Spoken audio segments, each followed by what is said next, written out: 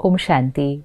पिछले 9 दिनों से हम डिविनिटी का आह्वान कर रहे हैं, शक्ति का आह्वान कर रहे हैं और दिव्यता को और शक्ति को इमर्ज करने के लिए हमने सात्विक जीवन, पवित्रता, अवेकनिंग, एक नए सोचने का तरीका, एक नया जीवन जीने का तरीका, जागरण, ये सब कुछ हम करते हैं। ये सिर्फ 9 दिन नहीं, लेकिन ये तो एक जीवन जीने का तरीका है।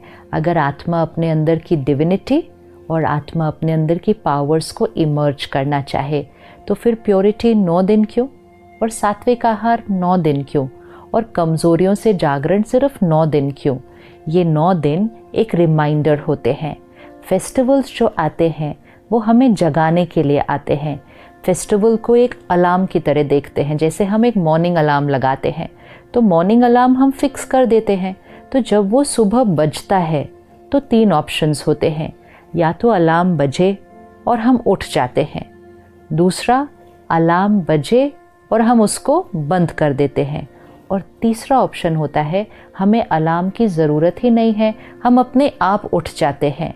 इसी तरह जो त्यौहार आते हैं वो एक मॉर्निंग अलार्म की तरह हैं, वो बजते हैं। मतलब 9 दिन देवियों के आए, नवरात्रों के आए, अलार्म बजा। किस बात का अलार्म बजा? जीवन को बदलो, जीवन जीने का तरीका बदलो, जागरण करो अज्ञान की नींद से, सात्विकता को अपने जीवन में लेकर आओ। अलार्म बजा। ये अलार्म बजने के बाद अब हम क्या अलार्म बंद करके उसकी ट्यून को सुनकर वापस सो जाएंगे, या अब हम जाग जाएंगे? और फिर हर साल हमें अलार्म बजाने की ज़रूरत नहीं पड़ेगी, क्योंकि एक बार जाग गए तो हमें अलार्म की ज़रूरत नहीं पड़ेगी, हम जगे रहेंगे। और जब हम वो करेंगे, जब जीवन में ये प्योरिटी और सात्विकता 9 दिन नहीं लेकिन एक जीवन जीने का तरीका बन जाएगी, तो फिर रावण मर जाएगा। और इसीलिए 9 दिन के बाद 10वें दिन दशहरा आता है। दशहरा आना मतलब रावण का खत्म होना। आज पूरे देश के कोने कोने में रावण के पुतले को जलाया जाएगा। रावण का पुतला एक बार जला दिया तो हर साल जलाने की क्या ज़रूरत है? और सिर्फ हर साल जलाते नहीं हैं, लेकिन हर साल उस पुतले को पिछले साल से थोड़ा सा और बड़ा बनाते हैं। ये किसका प्रतीक है? हमारे अंदर की जो कमज़ोरियाँ हैं, नेगेटिविटीज़, वीकनेसेस, वाइसेस, विकार, ये ईयर बाय ईयर बढ़ते जा रहे हैं। और क्योंकि ये हमारे अंदर बढ़ते जा रहे हैं, ये सृष्टि पर, दुनिया में बढ़ते जा रहे हैं। और क्योंकि दुनिया में नेगेटिविटी बढ़ती जा रही है, तो हर साल वो रावण का पुतला पिछले साल से और बड़ा बनाया जाता है। तो इसको दशहरा कहते हैं। रावण हत्या नहीं कहते, रावण वध नहीं कहते। दशहरा मतलब 10 सर को काटना, उतना ही उसका मीनिंग है। तो वो आत्मा के जो 10 विकार हैं उसको काटना है। 10 vices in every soul। Percentage अलग अलग हो सकती है, लेकिन कुछ ना कुछ मात्रा में ये विकार हमारे अंदर हैं। तो काम, क्रोध, लोभ, मोह, अहंकार, ईर्ष्या, द्वेष, छल, हठ, आलस्य, 10 विकार, 10 vices। ये 10 विकार हमारे वो 10 सिर हैं, और इन 10 सिर को हमें ख़त्म करना है। और जब हम डिविनिटी को इन्वोक करेंगे, अपनी पावर्स को इन्वोक करेंगे, तो ये 10 सर ख़त्म हो जाएंगे। तो वो दशहरा का प्रतीक है। अब क्या दिखाते हैं कि श्री राम जी जब एक सर को मारते थे तो वो सर नीचे गिरता था, और फिर थोड़ी देर के बाद एक और सर वहाँ आकर फिर से जुड़ जाता था। तो ये हमें क्या सिखाता है कि एक एक विकार पर काम नहीं किया जा सकता। एक विकार पर वर्क करेंगे, वो सर गिरेगा तो थोड़ी देर के बाद एक और वहाँ आ जाएगा।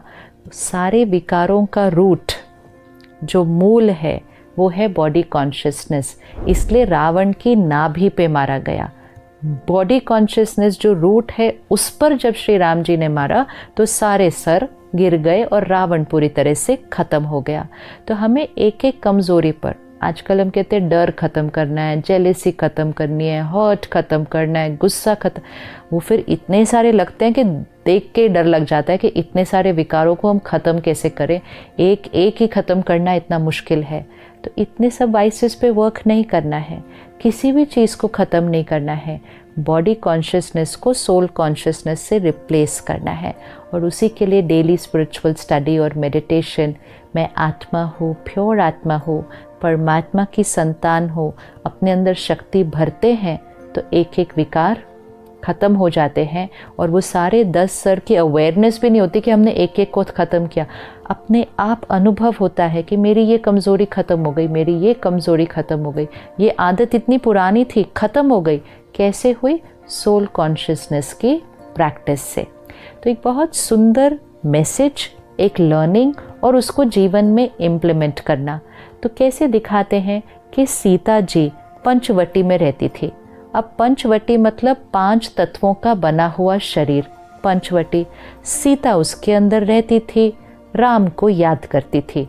मतलब मैं आत्मा सीता हूँ, इस 5 तत्वों के शरीर में रहती हूँ और परमात्मा को याद करती हूँ।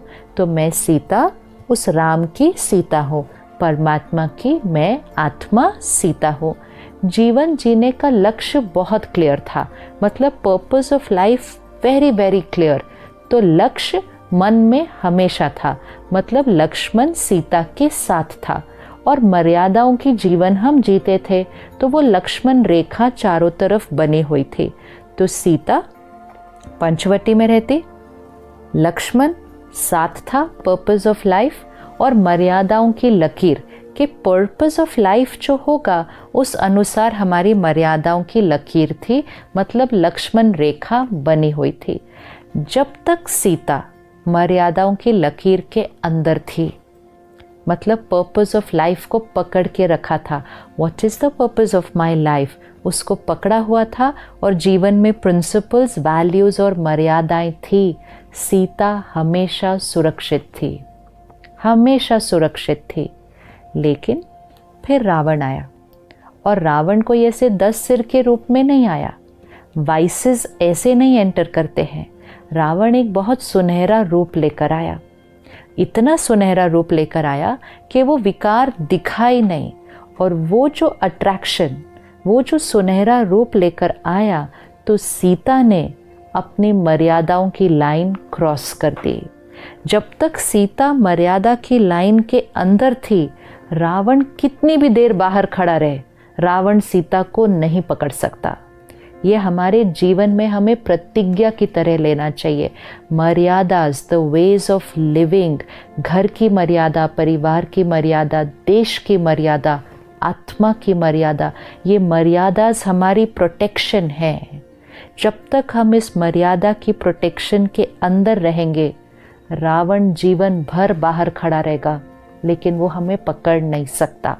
लेकिन जैसे ही सीता ने मर्यादा की लकीर को क्रॉस किया, तब रावण ने सीता को पकड़ा। रावण अंदर नहीं आ सकता हमारे जीवन में, हमें मर्यादा को क्रॉस करके रावण के पास जाना पड़ता है। लेकिन क्योंकि वो रावण दिखता नहीं है, वो इतना सुनहरा रूप दिखता है। आज अपने जीवन की डिस्ट्रैक्शंस को देखें, जो हम सुन रहे हैं, पढ़ रहे हैं, देख रहे हैं, क्या खा रहे हैं, क्या पी रहे हैं, धन कमाने की इतनी होड़ में हैं, किसी को भी पीछे छोड़ने के लिए, किसी को गिराने के लिए तैयार हैं, क्योंकि वो जो बाहर है वो हमें बड़ा सुनहरा दिखता है, वो इतना अट्रैक्टिव है कि हम अपनी मर्यादाओं को छोड़ देते हैं।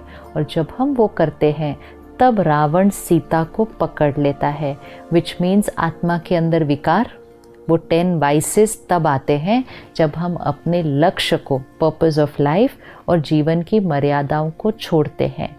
फिर सीता राम को बुलाना शुरू करती है। जब हम अपने विकारों से दुखी और दर्द में होते हैं, तो हम भगवान को बुलाना शुरू करते हैं, तो हम परमात्मा को याद करना शुरू करते हैं कि हे परमात्मा, आकर मुझे इस दुखों से, इस कष्ट से, इन कमज़ोरियों से छुड़ाओ। तो राम आकर सीता को, मतलब परमात्मा आकर आत्मा को रावण के ऊपर जीत पाने के लिए ही ज्ञान देते हैं। तो निराकार परमात्मा कलयुग के इस अंधकार के समय पर, घोर कलयुग पे सृष्टि पर आकर हम सब आत्माएं, जो सारी सीता है, इसमें मेल और फीमेल नहीं, आत्मा सीता है और परमात्मा राम है। परमात्मा से कनेक्ट हुए बिना अब हम रावण की जेल से, रावण की कैद से छूट नहीं पाते हैं। तो परमात्मा आकर सीता को ज्ञान देकर, प्यार देकर, शक्ति देकर उस रावण की जेल से छुड़ाते हैं। तो हम सब ने मिलकर 9 दिन सात्विकता का जीवन बिताया। अब हम इसको आज यहाँ पर नहीं रोकेंगे, अब ये हमारे जीवन जीने का तरीका बन जाएगा। सात्विकता, जागरण। कौन सा जागरण? अपने विकारों से जागरण, और जीवन में पवित्रता, ज्ञान और योग की धारणा, परमात्मा के साथ कनेक्शन, पर्पस ऑफ लाइफ बहुत क्लियर, मन में लक्ष्य स्पष्ट है और मर्यादाओं की रेखा के अंदर है। संयम, जीवन में डिसिप्लिन, वो हमारी लाइन है जिसको हम क्रॉस नहीं करेंगे। परमात्मा के ज्ञान को स्टडी कर उस 8 पावर्स को अपने अंदर इमर्ज करके हम इन 10 सर को पूरी तरह से ख़त्म करेंगे, क्योंकि हम देह भान को ख़त्म कर रहे हैं। त्योहार इतने प्यारे आते हैं कि पहले नवरात्रि आती है, उसके बाद दशहरा आता है, और जब रावण मर जाता है तो जीवन में दिवाली आ जाती है। जीवन में सात्विकता, विकारों को ख़त्म किया तो जीवन सत्युगी बन जाएगा। और सिर्फ हमारे जीवन में दिवाली नहीं आएगी, सृष्टि पर ही दिवाली आएगी। तो divinity, power and finishing of vices is the only way to create Satyug on this planet. वो दिवाली, वो सत्युग हम सबको मिलकर लानी है। दशहरे की बहुत बहुत शुभकामनाएं। ओम शांति।